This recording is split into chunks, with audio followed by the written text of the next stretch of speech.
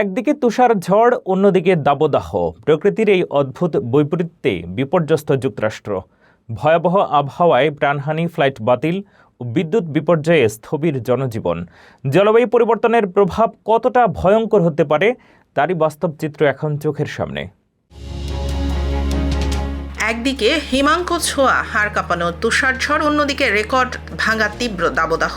প্রকৃতির এক অদ্ভুত ও বিধ্বংসী রূপ দেখছে আমেরিকা।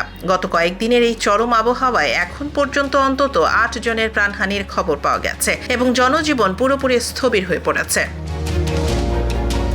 আমেরিকার মিডওয়েস্ট এবং গ্রেট লেকস অঞ্চলে চলছে ভয়াবহ ব্লিজার্ড বা তুষার ঝড়। উইসকনসিনের কোনো কোনো এলাকায় রেকর্ড ২ ফুটেরও বেশি বরফ জমেছে। উত্তর মিশিগানে চলছে আইস স্টর্ম, যার ফলে গাছ ও বিদ্যুতের খুঁটি উপড়ে পড়ে প্রায় ৫ লাখ মানুষ অন্ধকারে দিন কাটাচ্ছে। আবহাওয়ার এই চরম অবস্থায় সোমবার একদিনেই ৪,৫০০-এরও বেশি ফ্লাইট বাতিল করা হয়েছে। ফলে বিমানবন্দরে আটকে পড়েছেন হাজার হাজার যাত্রী।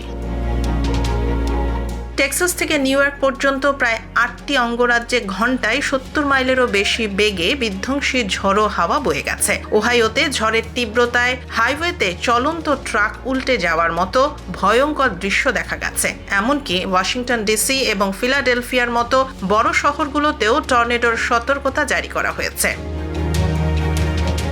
আশ্চর্যের বিষয় হলো, যখন উত্তর দিকে বরফ পড়ছে তখন নেব্রাস্কায় ভয়াবহ দাবানলে পুড়ে গেছে ৭ লাখ একরের বেশি জমি। আবার ক্যালিফোর্নিয়া ও অ্যারিজোনার মতো পশ্চিমাঞ্চলীয় রাজ্যগুলোতে বইছে গ্রীষ্মের মতো তীব্র দাবদাহ।